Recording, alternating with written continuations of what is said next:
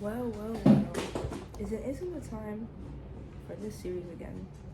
It's been a while, guys. Last time I checked, been a month, I think. I don't know, my bad. Hey, sleepers. So today we're gonna be watching animated scary stories. I know, it's been almost. But what can I say? Life's been I'm pulling a cord attention. We're gonna be watching Wonti Entertainment, and we're gonna be watching two videos today: The Man with My Face, and Creepy Cinema Story. Let's get into it. 3 a.m. After tossing and turning in bed, I went out to the porch of the living room to light up a cigarette. It was late at night, so all the lights in the apartment across the street were off, but only one house, right across from my house, had lights on. Inside, a man and a woman were standing, facing each other, and I could faintly hear high-pitched voices as if they were arguing. Soon after, they started fighting, and after a while, the man lifted the woman up off the ground and threw her out the window.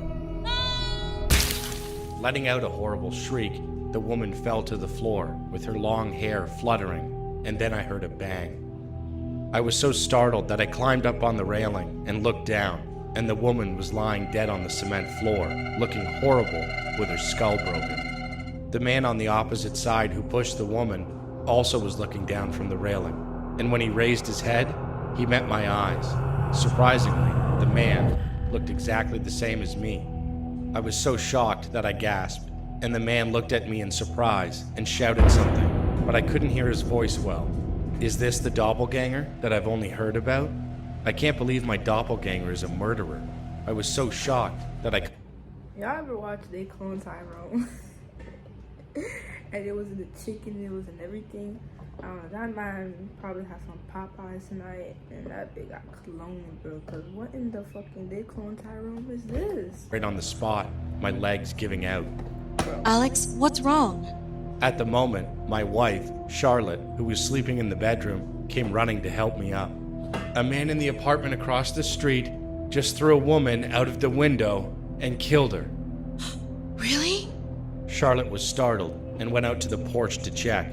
Don't go outside! The culprit is looking at our house now, I said urgently, pulling her by the wrist.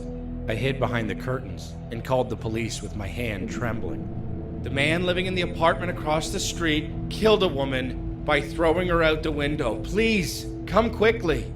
After a while, the police arrived, and the woman's body, who had been dead with her skull broken, was nowhere to be found. And when they searched the house across the street, people other than the man I had just seen were living inside. Hey, what is all this? Even kids don't make prank calls these days. This is clearly obstruction of justice. That can't be true. Everyone withdraw. I stood there, confused by the situation, when my wife, Charlotte, came up to me and said, You've been under a lot of stress lately because of the promotion exam. So you must have seen things for a second. No, I saw a woman falling from the terrace of that house, and I saw her dead body on the floor with her skull broken clearly with my own eyes. And when she fell, I also heard a loud thud. If it was that loud, I would have woken up since I'm a light sleeper. I'm telling you, stress is this dangerous. Honey, calm down and have some green tea. Here. As usual, my wife handed me warm, brewed green tea.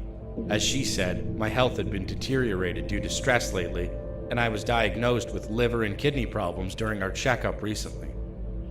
The vision I had seen that night was so vividly embedded in my head that I had nightmares of it for a long time. The face of a man who looked just like me, the corpse of a woman with a broken skull, the movement of the man's lips shouting something at me. What was he shouting? 7 years later. The abdominal pain with no known cause that continued on for 4 days seemed to subside, but today I was suffering from a high fever. My liver and kidneys, which have always not been good, were now so damaged that they could hardly function properly, disrupting my daily life. I was sure that I was slowly dying from the moment my eyes met the killers who looked just like me 7 years ago. I've heard that when you meet a doppelganger, one of them will die. I thought that maybe the murderer I saw that day might not be an illusion, but my real doppelganger. Watching me lose my vitality day by day, Charlotte cried often. She did not give up on me and often took me to the hospital where she worked as a nurse for a thorough examination, but the cause of my illness was unknown. If I die, poor Charlotte will be alone. Charlotte's beautiful eyes, soft hair, calming voice, and even the warmth of green tea she gave me every day. My heart ached at the thought that there were not many days left to be with her. And so but why is one of the green teas she gave you even an option that she's dating you? Like, oh, her blue eyes, I forgot the rest, but her green tea, come on. Like, I recently quit my job. I got sick and couldn't work anymore. As a result, Charlotte became the breadwinner instead of me, and she had to increase her hospital hours in order to get paid overtime. I felt so sorry for Charlotte, but the pain made me helpless, and trying to fall asleep lying in bed during most of my time was all I could do. Then one day, I was looking for painkillers for the severe abdominal pain that started again, but I was running out of medicine at home, so I couldn't take them. I suddenly thought that if I drank green tea that Charlotte prepared for me every day, I would feel a little better, so I headed to the kitchen, grabbing onto my stomach. I hadn't done any kitchen work due to my busy work life, so I had to look for the green tea bag for quite a while because I didn't know where it was. And when I finally found a green tea bag in the corner of the cupboard and steeped it in warm water and drank it, I was startled. It tasted different from the green tea I had been drinking before. I thought there was a separate green tea I'd been having, so I searched the kitchen again when I ran into an automotive antifreeze hidden behind things piled up in the cupboard. Why is automotive antifreeze in the kitchen? It was something I had never seen before, which wasn't the one I had been using in my garage.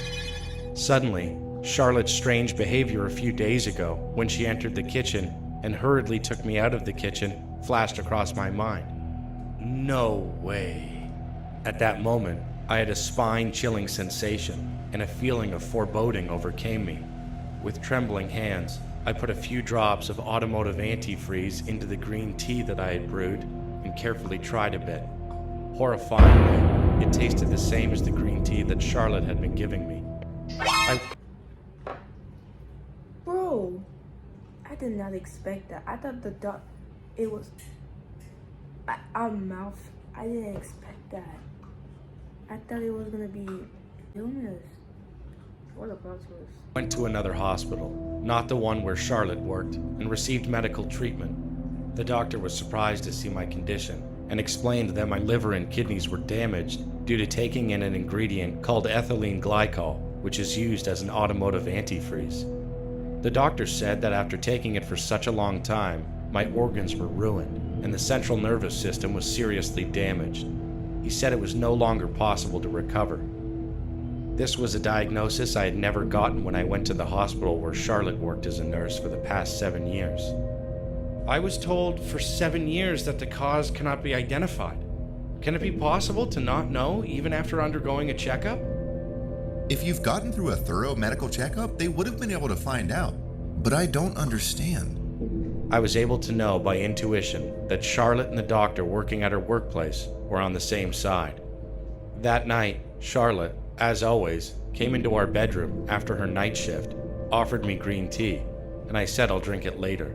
When she left, I went into the bedroom bathroom and poured the green tea down the drain. After checking that Charlotte went into the dressing room and closed the door, I crept up and put my ear to the door, and I found that Charlotte was whispering in a low voice, talking to someone on the phone. He's going to die in 2 or 3 months at most, right? I've got a lot of death insurance for my husband, so the amount will be considerable. Thanks for waiting a long time, honey. See you at the hospital. The doctor was her. He was the side of for 7 years? 7 years. And it was her and the doctor. Nah, that's some big ass plot twist. I was so surprised that I covered my mouth with my hand and hurried back to the bedroom. Meanwhile, I was dying slowly. not from the doppelganger's curse, but at the hand of Charlotte. I was lying in bed and pretending to be asleep. As soon as Charlotte, who had finished getting ready for bed, entered the bedroom, I heard the sound of her fiddling with the cup on the table, as if checking to see if I had drunk green tea. Then, after a while, as she laid her body next to the bed, I started to hear her roughly breathing, as if she had fallen asleep right away.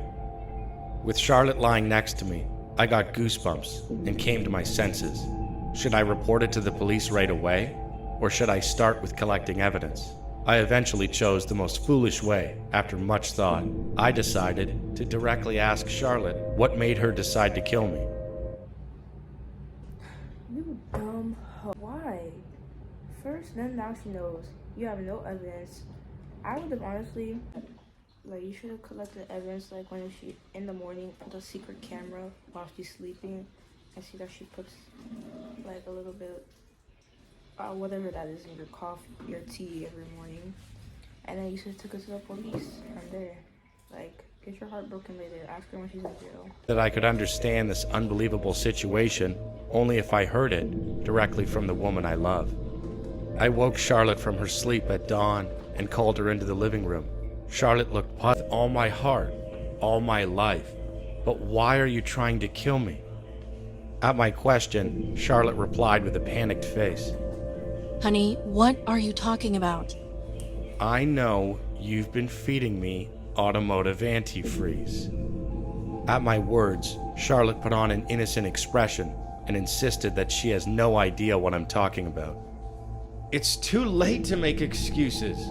If I ask the police to get your call history with your co-conspirator, the doctor you've been having an affair with, your crime will be revealed soon. Then Charlotte, who suddenly took on a horrid look, said, You weren't a loving husband. You neglected me for a long time because you only worked like a dog. I didn't want to live with you anymore. Then we could get divorced. There's no need to murder me. I needed your insurance money. A job as a nurse cannot be a lifetime job. You bitch! Alex, you're going to die soon. You'll hate me. That's your karma for neglecting me, and forgive me. And it's crazy how there's people like this in real life too. But think of it as your karma for neglecting me and forgive me. They break up, they only stay with you because of money. At least the remaining people should be well off. If you love me with all your heart, you could at least do that for me, right? At least the remaining people should be well off. If you love me with all your heart, you could at least do that for me, right? What? Enraged, I rushed at Charlotte, grabbed her by the throat, and shook her violently. And in response, Charlotte slapped my face. At that moment, I lost control of myself, and I picked her up from the ground, ran out to the terrace where the door was open, and threw her out the window.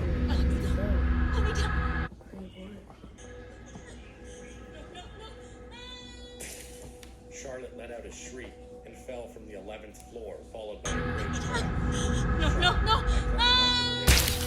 Charlotte let out a shriek and fell from the 11th floor, followed by a great crash. Shocked, I climbed onto the railing and looked down at where Charlotte had fallen. She was dead, her skull shattered on the cement floor. Only then did I realize that the murderer I saw on the terrace 7 years ago was not a doppelganger. I had seen the future of me today, ahead of time.